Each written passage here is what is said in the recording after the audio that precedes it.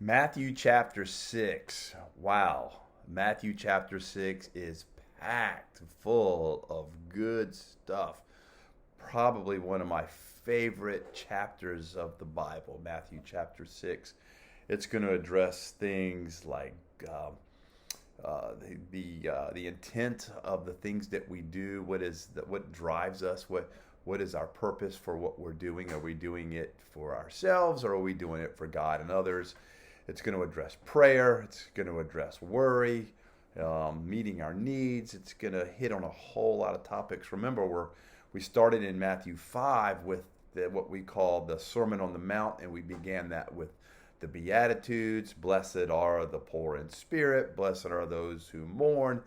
Blessed are those who are merciful. Blessed are those who are pure in heart. So we started the Sermon on the Mount with what we call the Beatitudes, and Christ gives us a new way of thinking and a new way of living that brings blessings to our lives. And now we go into Matthew chapter 6, and we're going to continue, I should say. We are going to continue in this Sermon on the Mount as Jesus is preaching to the multitude. So let's start in Matthew chapter 6. And we're going to read the first few verses here. We'll read verses 1 through 4, as that's where we'll start. And he says in Matthew chapter 6, verse 1, we'll start there. Take heed that you do not do your charitable deeds. Take hold of. Take heed means to pay attention to. Listen to what I'm saying. Get a hold of this.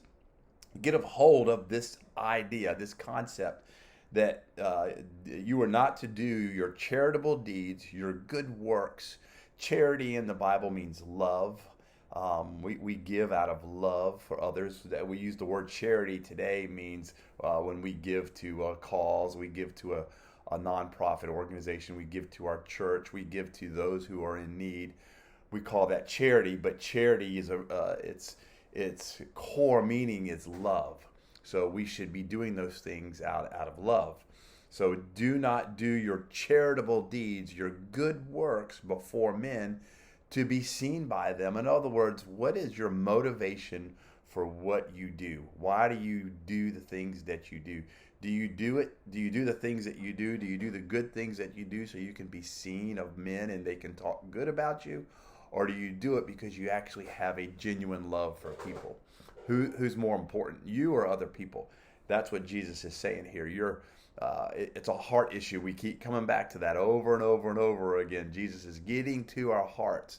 Actions speak one thing, but why? What is the motivation behind why we do them? Jesus is going to get to your heart, and he's looking for a heart change in us.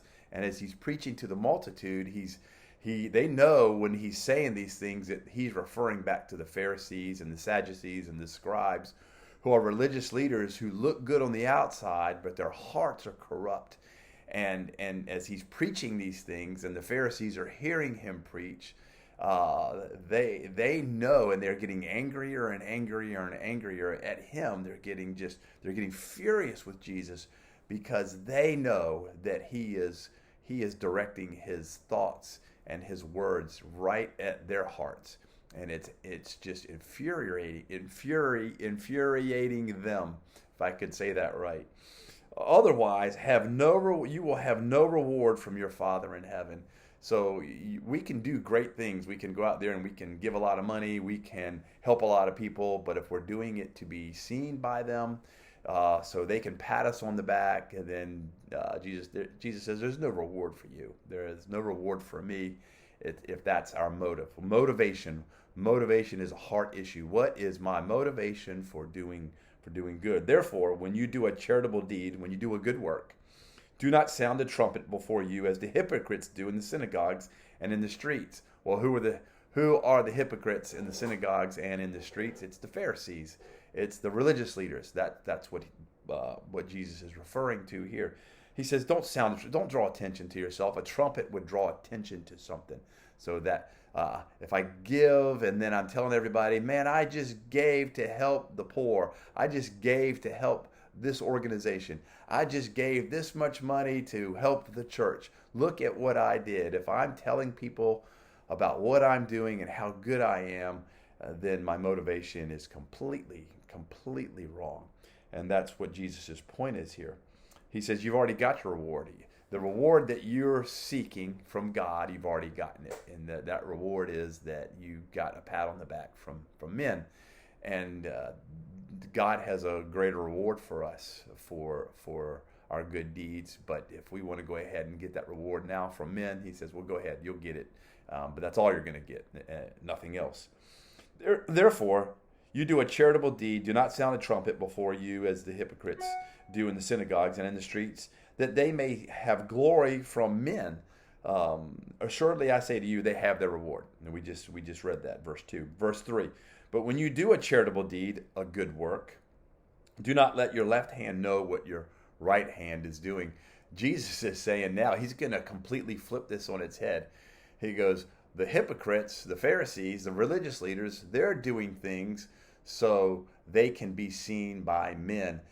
Your motivation for giving and your attitude towards doing good works should be so that you don't even acknowledge it to yourself. You're not even letting your left hand know what your right hand is doing.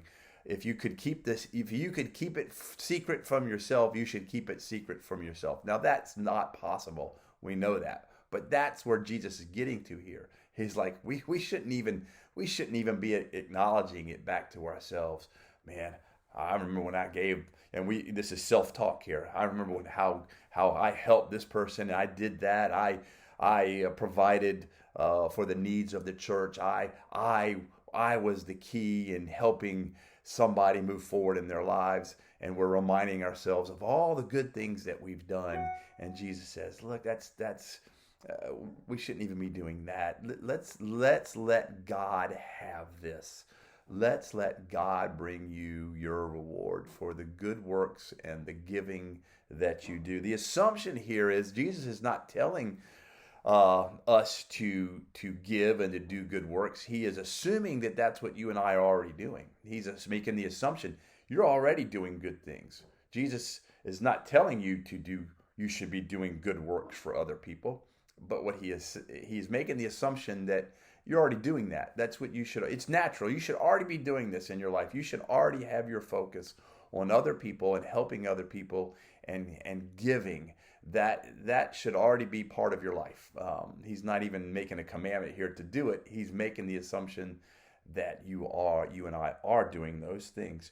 So as he leaves good works here in verse 4, he says, we just read verse 4, that your charitable deed, that your good works may be in secret, and your Father who sees in secret will himself reward you openly. So as you do good towards other people, as you treat other people kindly, as you give, as you help those who need help, and you don't acknowledge it, you don't promote it, you don't broadcast it to the world, and you just keep it to yourself, you're going to let God reward you, and he will let God be the one who displays what you did openly, because he will do it in a much greater way. He will do it in a much more rewarding way. So let God have that. The same thing with when we just talked about in Matthew chapter 5 about your enemies and those who would hurt you, or those who would sue you, or he always states, hey, let God handle the revenge on those things. You just go the extra mile. If they sue you for your tunic or your suit, you give them your coat or your cloak also, right? And then let God handle the revenge side of things. Not only should you let God handle the revenge side of things, you need to let God handle the reward side of things, because God will get revenge on somebody who's wronged you in a much greater way, in a much more effective way than you ever will. And God will reward you in a much greater way, in a much more effective way than you ever will. So let God take care of the revenge, and let God take care of the rewards. That's the point that Jesus is making here. So he goes into verse 5. We're in Matthew chapter 6, verse 5 now. He's going to go into prayer. Now, this prayer that we're about to read, we often call the Lord's Prayer, and it's really a model prayer. It's not a prayer. It's not really a prayer that we would pray. It's a way to pray. A lot of times we use it as a prayer, but it's not a prayer. It's a how to pray, and that's what Jesus has given us here in Matthew chapter 6, starting in verse 5. You'll also find it in Luke chapter 11, verses 2 through 4. But you're going to see it here, Matthew first, in Matthew chapter 5, and verses 5 through about verses 15, right in there. So let's read this prayer. Let's read starting in Matthew chapter 6, verse 5. And when you pray, you shall not pray like the hypocrites. Already he's making the distinction of who not to pray like. So Jesus, in teaching us things, the first thing he does a lot of times is tell us what not to do. Okay? I'm going to show you how to pray. I'm going to show you how to behave. I'm going to show you how you should walk and talk. But first of all, let me tell you how not to do it. If you go and read Psalm 1, the first thing that Psalm 1 tells us is who not to hang around. The people that we should not be hanging around is given to us in the very first verse. And then he goes on to tell us who we should be hanging around and how we should be behaving. That's a pattern that the Bible uses quite a bit. So here, Jesus starts off with this model prayer in verse 5 is, when you pray, you shall not do it like the hypocrites. He doesn't say, he's not telling us to pray. He's making the assumption that we're already praying. We already have a prayer life. The assumption is you already engage in prayer. You already engage in helping other people. You already engage in giving. Jesus is making the assumption you're already doing these things because that's what you should be doing. So therefore, let me tell you how not to do it and how to do it. He says, you shall not pray like the hypocrites, for they love to pray standing in the synagogues and on the corners of the streets, that they shall be seen by men. Same thing with their good works. With their good works, they wanted to be seen by men and praised by men. And when they're praying, they wanted to be praised by men, seen by men. They want people to just give them accolades and praise because, oh, look at them. They're praying in the streets. They're praying for us. They're such holy men and godly men. And they're not. They were just drawing attention to themselves. God was not their focus. They were their focus. And so he says, don't do this. Do not pray like this. Now, does that mean that you and I can't pray in public? Remember, this is about motivation. Certainly we can pray in public, and we should pray in public. If you're at a meal and you're at a restaurant, you should be praying for your food before you eat. Thank God for what he's given you, but make sure you're not praying so that you can be seen of people so they can say, oh, look, man, Todd prays for his food in the restaurant. What a holy man he is. No, you're doing it because you love God, not to draw attention to yourself. I've been in meetings. I've been in retirement ceremonies when I was in the Air Force where somebody gets up to pray before the ceremony begins. And the prayer is all about drawing attention to themselves. You could hear it. You could see it. I sat through a prayer one time before a retirement ceremony where the man who got up to pray, he literally prayed for 20 minutes. And he didn't pray. He preached a sermon in his prayer. And it was very inappropriate the way that he prayed through this before this ceremony. And it completely drew attention to himself. And it pulled attention off of God, and it pulled attention off of the person who we were honoring that day. And it became all about that man who was praying. And it was very uncomfortable.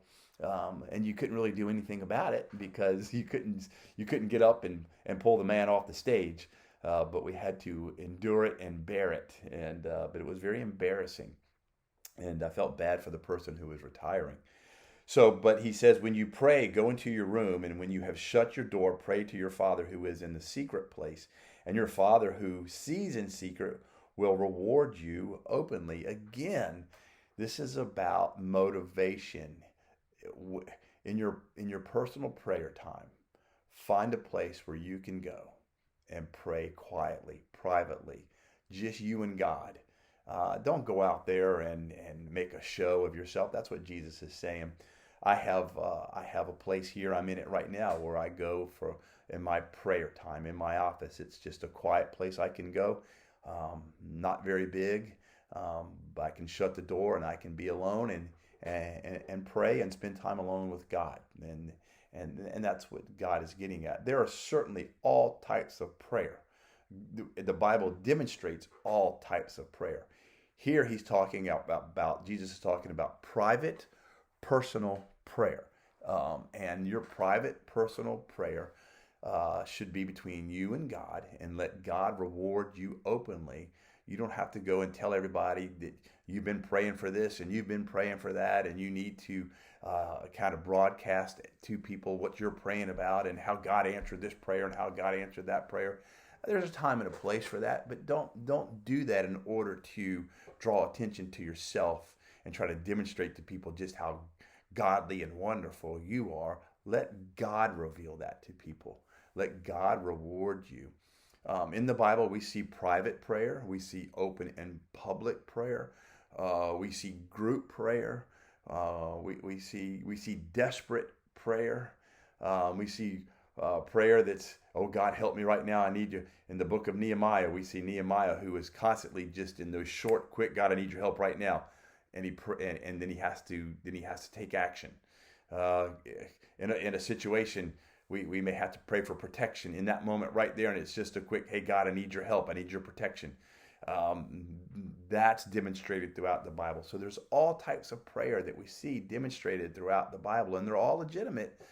But Jesus is really addressing personal prayer here. Personal prayer is what he's addressing, and how that we should find that place in secret, go to God with our needs, with our desires, with the things that we have on our heart, and then let him deal with them, and then let him reward us. He will be the one to reward us. Don't go bragging about it. Don't go talking about it. So he says, and when you pray, do not use vain repetitions as the heathen do, for they think that they will be heard for their many words. And a lot of times the Pharisees would just pray the same thing over and over and over and over and over. Now I get asked all the time, does that mean that I shouldn't pray for the same thing multiple times? No, we should. Jesus is very clear about that later in Matthew. He says, keep asking, keep seeking, keep knocking on an issue over and over and over. But the Pharisees would use these words or phrases over and over and over, and they just became empty words. They didn't even know what they were saying. They had said them so many times, they became empty. An example I always use is, a lot of times we'll try a little prayer with our children. Now I lay me down to sleep, I pray the Lord my soul to keep. If I should die before I wake, I pray the Lord my soul to take. Parents can get to the point where they're praying that with their children. They don't even know what they're saying. They're just doing it from memory, and they're not even focused on the words that they're saying. It's not a prayer anymore. It's vain repetition. We can do that with the armor of God. When sometimes when we pray the armor of God, or we recite the armor of God, and we recite that over and over, but we've said it so many times that when we say it, we don't even know what we're saying. It becomes empty. It becomes vain. We're saying it out of rote memory, but it means nothing to me. It's got to mean something to you. And that's what he's getting here when he says, don't pray in vain repetitions. So he starts in verse 9. In verse 9, he says this. Therefore, do not be like them. Well, that's verse 9. In this manner, therefore, pray. So now he just told us how not to pray. He says, don't pray like the hypocrites. Don't pray in their vain repetitions. Don't pray to be seen. Don't pray to get rewards. Let God take care of those things. Now in verse 9, he says, in this manner, therefore, pray. So Jesus is saying, okay, now this is how you're supposed to pray when you're going to God. Okay, again, this is not the prayer we'll use all the time. There's other prayer. There's in the moment, God, I need your help right now. Lord, show me what I need to do. God, I'm in a desperate situation right here, right now. You just discover somebody's sick, and in that moment, you're praying. It's not going to meet all of these things that Jesus is going to lay out here. He's talking about every single day, you and I should have some private prayer time with God, and when we do, this is how we should pray. So he says, verse 9, in this manner, therefore, pray, our Father in heaven, hallowed be your name. Hallowed means holy. Holy is your name. So the first thing he's doing is he is acknowledging, Jesus is acknowledging, he's telling us to acknowledge the holiness of God. Hallowed, holy is your name. This is a form of praise to God. We are praising God for who he is.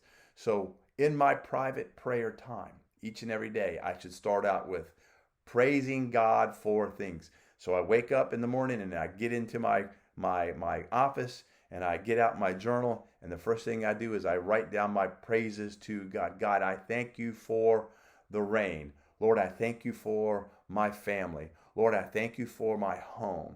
Lord, I thank you for my job. Lord, I thank you for how you provide and protect my family. Lord, I thank you and I praise you that you are holy and you are wonderful. And Lord, I can't make it without you. And I thank you that you use me, that you love me. Lord, I thank you and I praise you for those things. That's how I start prayer. That's what Jesus says to do. That's how we should start our prayer life every day. And then he says, Our Father in heaven, hallowed be your name. Your kingdom come, your will be done on earth as it is in heaven. Give us this day our daily bread. So in verses 10 and 11, really what I'm going after now is, what are the needs that I have? What am I seeking God for in my needs? Lord, we have this need in our family right now. Lord, we have this need in our workplace right now. Lord, we have this need in our church right now. And I'm bringing these needs to you. So number one, I'm starting off prayer with praise. Number two, I'm continuing my prayer with some needs that we see there in verse 10 and 11. Then number three, in verse 12, he says, and forgive us our debts as we forgive our debtors. So I'm asking for forgiveness for my sin. I'm asking, Lord, I have struggled in this area of my life, and I need you to forgive me for that. And I am turning from that, and I am asking you to help me to not do that sin anymore. I want to be rid of that sin. I want to be rid of that struggle in my life. Therefore, Lord, please forgive me, and I'm turning from that. So number one, I'm praising God. Number two, I'm taking my needs to God. Number three, I am taking my sin to God. And then finally, number four, he says here, and do not lead us into temptation, but deliver us from the evil one. For yours is the kingdom and the power and the glory forever. This idea here that Jesus paints for us in these last verses is the idea of protection. Lord, protect me from sin. Protect me from wickedness. Protect me from danger. Protect my family from the things that are out there in this world. I need your protection. Lord, I'm asking. I can't do this alone. God is looking for you to come to him and show your dependence on him. You need to demonstrate your dependence to God. What does that bring to us? That brings humility. That brings heart change. I come to God for these things. I come to God and I praise God for who he is. I come to God and I ask him to meet the needs that I have. I come to God and I ask him to forgive me and help me with the sin that's in my life. I come to God and I'm asking for protection of the dangers and the trials and the struggles and the wickedness and the temptation that's out there in this world. I can't do it. In and of myself, I can't do it. Lord, I need you to change my heart. I need humility. So what prayer takes is, it takes humility. It takes a tremendous amount of humility in our lives. I wrote down several things here. There's a book by a man named E.M. Bounds. E.M. Bounds wrote a wonderful book called On Prayer, and it's about prayer. And there's a lot of information in this book on prayer. It's just an incredible book on prayer. But I wrote down several things here, some concepts that E.M. Bound tells us on prayer. Number one, prayer takes work. Prayer takes effort. E.M. Bound says prayer takes the whole man. When I commit myself to prayer, it takes everything I have to pray. Prayer is a battle. There's not a greater battle you will enter into than prayer. Why? Because prayer is a great weapon against the struggles that we have. If you're struggling with addiction, if you're struggling with um, sin in general, if you're, and we all are, if you're struggling in life, if you're not in prayer every day with God, and you're not privately coming to Him with your praise, with your needs, with your sin, and for protection, you're not going to make it. Prayer is a critical component of our walk and our victory in God. So prayer takes work. Number two, prayer takes humility. We just discussed that. Number three, prayer is driven by trouble. God allows trouble in your life because He wants you to pray more. He wants more from you. He wants a greater relationship. He wants a closer relationship with you so He can do more in your life and give you greater victory in your life. Prayer, and we just talked about this, is accompanied by praise and thanksgiving. Prayer drives God's work in your life. Jesus stayed in constant prayer contact with the Father. And we see many characters throughout the Bible, they stayed in constant prayer. Any successful person who's going to be truly successful in what God has for them continues in prayer their whole life. They're in a constant state of prayer. 1 Thessalonians tells us that we're to pray without ceasing. That means we're to be in an attitude of prayer constantly, nonstop, all the time. We're to be in that attitude of prayer. And prayer is universal. You can do it anytime, anywhere, with anybody, for anyone. It does not matter. You can do it while you're driving down the road. You can do it at work. Nobody can stop you from praying. People can take a lot of things from you. They can take the Bible from you. They can take your freedom from you. They can never take prayer away from you. It is the one weapon that you will always have at all times, and nobody can take it away from you. It's universal. It is powerful, and Jesus directly addresses prayer here, our personal prayer time right here in Matthew chapter 6. So we're going to stop there, Matthew chapter 6. We just kind of went through verses 1 through 15 talking about prayer. What we're going to do is we're going to finish up. We'll jump in the next video. We'll jump into and we'll start Matthew 6:16. Here's some questions for you. Jesus assumes that you and I are doing good, that we're doing good works, that we're attempting good things for Him, not to be seen by man, but for Him. So how are your works? Are you doing good things for other people? Are you doing good things for God? Are you doing those things not to get credit, not to gain accolades, but are you doing them because you want to glorify God? And are you allowing God to then bring you the rewards? Or if you're doing good things, are you doing them so somebody can see you doing them? Do you only do good things when somebody's around? Or do you do good things when nobody's around? We should be doing good things when nobody is around. So what's your motivation for doing good things? Number one, are you doing good works, good deeds? Number two, what's your motivation for them? Number three, how's your prayer life? Do you have a prayer life? Do you just pray because somebody makes you pray? Do you just pray because, well, if I don't pray, I'm going to get in trouble? Or if I don't pray, I'm going to disappoint my wife or my husband, or what's the reason that you're praying? Are you praying because you truly want to seek God's hand on your life?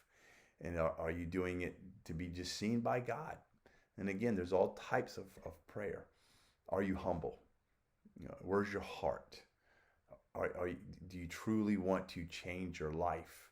Do you truly want to turn your heart over to Jesus and let Him change your life? Let God bring you the rewards that He has for you. They'll be much greater than anything you could ever think of or imagine.